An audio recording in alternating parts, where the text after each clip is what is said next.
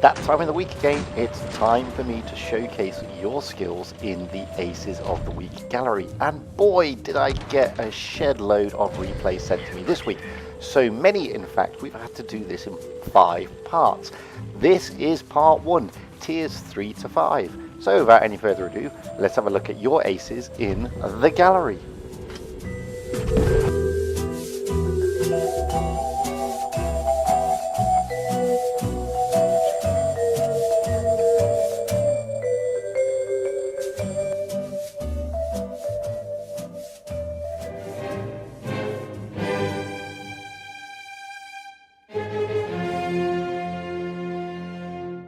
Hello again everybody and welcome back to Fujit's Blitz, and yes, it's time for the gallery. It's time for Aces of the Week for the 3rd week of January for this year, 2019.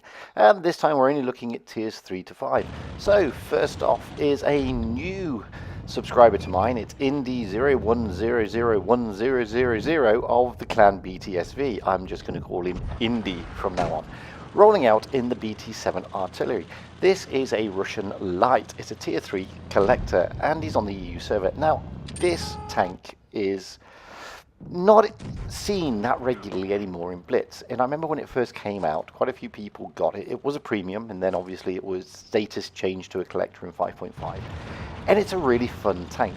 It's based on the BT7 chassis, but it's got a derpy gun, and as you will see here it fires a lot of HE. Its penetration's not that great, but it's basically a BT7 chassis, so it's got a BT7 engine. It rolls around the battlefield like a mad thing. The load time, okay, it's a bit long, but boy, prior to the nerf, this was a really effective little mean machine. It used to dish out damage in the region of 160 iron alpha with its HE, but now that's been knocked down to 120. And it used to have a colossal DPM of 715, which may not sound colossal, but this is tier 3, guys. That's now been dropped down to 536. So yes, it has been tweaked.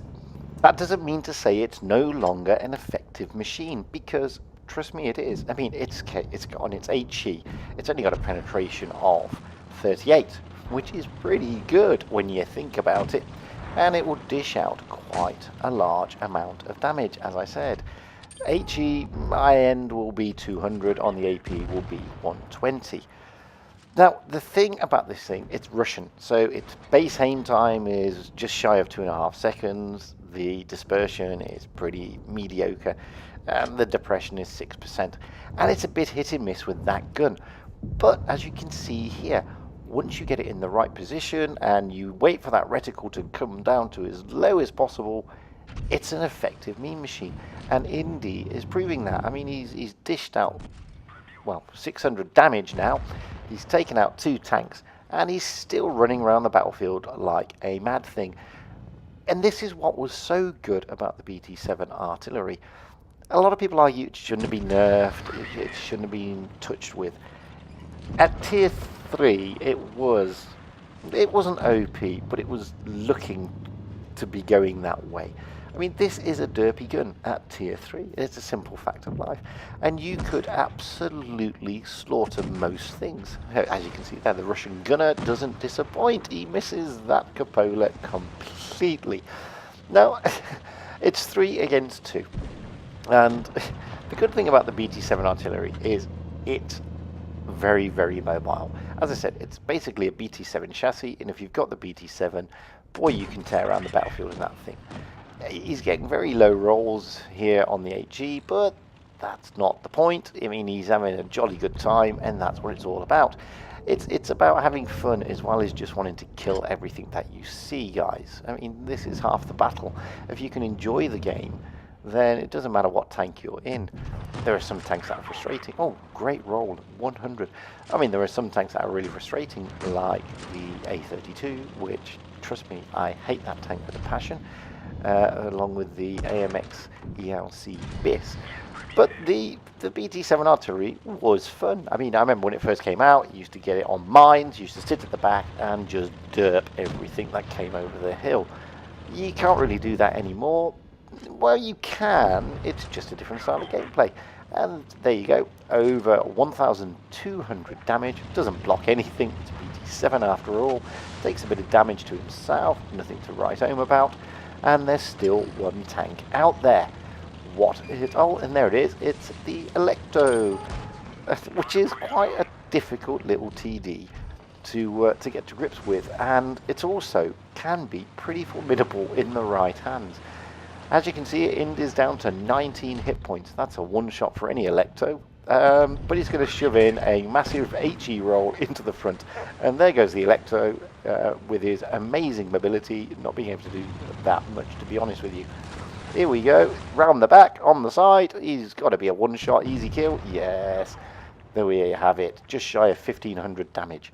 5 kills to his name, and no doubt quite a big smile on his face. A well-deserved mastery. I mean, it's a lovely tank to go out in if you get used to it. And I'd like to thank Indy of the clan BTSV for kindly sharing that replay with us. Next up, got another good friend of mine, Exit24hrgarage from the clan Chop1, rolling out in a tank I really do like, the Panzer IV-G, the German medium tier 5 tank, here on the EU server. Now, this is an iconic tank. This, funnily enough, this was the most popular tank in the German armed forces during World War II. And Blitz have done it some justice, to be fair. They've not devalued it. So it's got quite low HP at 630. It's a tier 5, so you're not expecting anything formidable anyway, and it's a pretty thin tank. Don't forget, it's a medium. The DPM is 1,299, so it's just shy of 1,300. Penetration's pretty average, 110 on your standard AP, rising to 158 on your APCR, and a mere 38 on your HE. Damage-wise, it'll knock out 160 on the AP, 135 APCR, and 200 on the HE. Rate of fire is pretty good. You'll get about 8 rounds a minute, which brings you to a reload time of just over 7 seconds. Gun handling time, it's just over 2 seconds, and its gun depression is a very poor 8 degrees, which is normal, to be fair. But it is a pretty tough cookie. And as you can see here, Exit24hrgarage has already taken 3 kills. He's already dished out just over 600 damage, and he's hardly been scratched. I mean, this is, you know, a pretty formidable tank if you know how to play it. A lot of people get into these tanks and they just roll forward thinking that they're invincible. Unfortunately, guys, you're not. You know, other tanks will pen you. It's a simple fact of life. And the Panzer IV-G has not got the strongest armor in the world, and there are a lot of parts of it that are very, very easy to pen. So if you know this and you take your time and you have patience and, you know, you just line your shots up, you will have so much more fun in these tanks, and you will suddenly see that they're more formidable than you actually think. Now, I really like the Panzer IV-G, mainly because I'm a bit of a tank buff and a history buff anyway, and it's an iconic tank from World War II. But it's also a really nice tank to drive around the battlefield in. And as you can see here, he's in a bit of a tricky situation now. It's 3 against 1, and those 3 tanks are not, you know, shy. One's a BDR, one's a KV-1, and the last one is an AT-2. All pretty formidable in their own respect. He has only lost a little bit of his hit points, so he's in a good position in that respect. But he's got 3 tanks, so he's on for a Kolobanov. If he can do it, of course. Now, we already know he gets the mastery, but you can get masteries and still lose the game. It's as simple as that. I mean, a lot of people don't realise this. So there's no guarantee that he's going to win this, and there's no guarantee that he's going to get a Kolobanov. But there's the BDR. What can he do? He can stick one in, and what a fantastic bounce. And like I said, every now and then you will get good bounces in the Panzer IV. And there goes the BDR. Only 2 to go. KV-1 and the AT-2. I haven't seen the AT-2 myself yet in this game. I know the KV-1 was last seen hanging around just to the other side of that bridge, so he may still be there.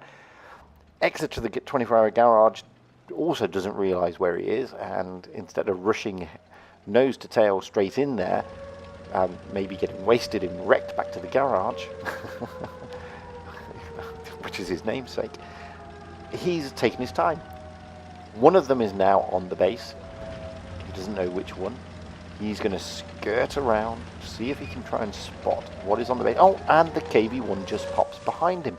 And there you go. And the KV-1, realistically, possibly a one-shot. It does look that way if he gets a good roll straight into the side. And there you go, 122. 1-on-1. He is definitely on for the Kolobanov now. And quite rightly, the Leo on his team is saying, well done. He has still got almost all his hit points. However, the AT2 British tank destroyer is pretty formidable and notoriously difficult to pen. He doesn't know which way that TD is facing. Now, if it's facing the right way, happy days. And it's facing the right way, happy days. Which means he can get around the back of him and put a lot of shots into the back of this AT2. And it's effectively game over. And I mean, that is really spectacular gameplay. To hold the game like this, to now get to the point where you're going to get 6 kills, you know, you can't ask for a better style of gameplay. He didn't rush, he's taken his time, and he's just played the game like it should be played. Very well-deserved win. A truly well-deserved mastery and Kolobanov there. 2,000 damage. 6 kills. I mean, that's just fantastic. And I'd like to thank my friend Exit24hrgarage of the clan Chop1 for sharing that replay with us, which was a stunning replay to watch. Next up, very good friend of mine, Grums23 of the clan FDC3, rolling out in the Panzer V for the German medium tier 5 premium tank. Now, this is basically a Panther. Well, it's not really, but it is. It's effectively a Panther chassis with the Panzer IV-G turret. So it makes it a lot faster than the Panzer IV-G, but not as formidable as the Panther because it's got a lower gun and obviously a turret that doesn't have the same armor profile. But it is an effective tank, and you know, my friend Grums23 is pretty much of an ace machine, to be honest with you. As you'll see, he features heavily in all 5 parts because he just rolls out and obviously just gets a lot of aces because he's a very good player. Here he is giving that Stug 3 over there a really difficult time. I mean, bless him. The Stug 3 thought he was going to go into a really funky position so nobody could see him, and he's just getting pouted by Grums in this Panzer V-4. I just feel so sorry for the Stug. Clearly found that part of the map either on training rooms or for whatever, and clearly sat there thinking this is a great spot to stick my TD. Unfortunately, you were spotted, my friend, and you know, unfortunately, Grums is going to wreck you. It's as simple as that. You're going to be deleted back to the garage. But you know, unfortunate. That's all I can say. It is actually a good TD spot, but it's just he just got unlucky. And Grums has got some really formidable bounces there. Now let's talk a little bit about this tank. Okay, its HP is 700, which is just above average. View range is fantastic. I mean, just shy of 270 meters. Firepower, well, it's 1356 on its standard AP. When that drops to 1,144 on the APCR, and it rises to 1,695 on the HE. Your pen is around 110 standard AP, 158 on the APCR, damage about 160 on the AP and 135 on the APCR. That rises up to 200 on the HE. Now, aim time is just over 2 seconds. The dispersion, it's not too bad. Gun angles, oh, the depression is a mind-bending 4 degrees. I mean, that's just absolutely awful. But it's pretty nifty. It goes about 55 kilometers in forward gear, and it's not too lazy in getting back. So already, Grums has taken out 3 tanks. He's done 1,740 damage, and he's bounced just over 200. And there are 3 against him, and he's the last man standing yet again, a bit like the game we just saw with Exitto24hrgarage. There is the Scavenger, pretty nasty piece of work when they want to be, but then he's got 2 flanking him at the same time. He's got an 80, what is that, an 87, and the T-34. The T-34's gone. It's now the 87 and the Scav. Oh, he misses the Scav. Awesome gun depression. What? Ram him. Yep, get a little bit of a ram there. He's now desperately trying to get that gun round. Stick it into the side of the Scav. That is just fantastic play there. Okay, he's only got a few hit points left, but that's not the point. And he's got a pretty difficult tank to deal with, the 87. Now, the 87, unlike the 82, is got really, really trolly armor. I mean, the armor on the 87, if you've got it on the front, you're just going to bounce everything until the cows come home. But damage-wise, it's not that great. Reload is fantastic. I mean, it's a British tank. So Grums has got to be careful here, because effectively he's what, a 2-shot to the 82. But if you check, the 82 has got a lot of HP left. So this is by no means all over. Now, he's done over 2,000 damage, so he's probably secured the mastery already. So there's no guarantee he's going to win this game, and there's no guarantee he's going to get the clobbing off. And there is the 80. So Grums thinks about it and thinks, no, I am not going to rush straight in. Lucky bounce there, because that was a side plate, and you know, he's just bounced 90 odd. I bet the 80 is sat there thinking, well, RNGesus is on your side today, because he certainly isn't on mine, because that should have penetrated. The 80 is just going to sit on the base. Grums is just going to keep rolling around, resetting his camo, until he gets into a position where he feels that he's able to rush in there and probably get to behind or on the side of that AT, because that's what he needs to do. We all saw that in the last game, and it's amazing how sometimes games work out exactly the same, and these are two different players, two different clans, two different styles of play. And again, he got lucky. The AT was facing completely the other direction. This allowed Grums to come in on the side, and that's it. Game over, effectively. The AT does not have a hope in hell's chance. All Grums needs to do is stay right where he is, keep following him round, get behind him a little bit, and it's all over. And as you saw, the 87 had a lot of HP left. So it's by no means a 1-shot or a 2-shot for Grums. I mean, this is his 4th shot already. But it was game over as soon as he was in the position he was in. Fantastic. Another 6 kills. Another Kolobanov. And another fantastic mastery. And, you know, you guys, gameplay like this is just amazing to watch. When you're 3-on-1 in the way that the players handle it, I mean, it's just brilliant.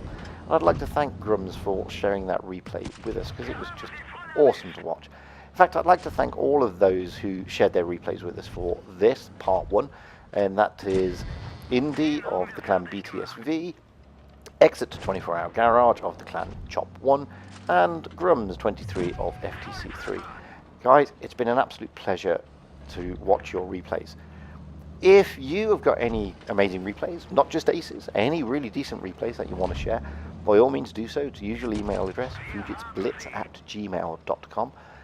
By all means, comment below, and if you really, really would like to subscribe, guys, it really does cost you nothing to subscribe. It's just a press of a button, and you know, you get to then see all this amazing gameplay every week.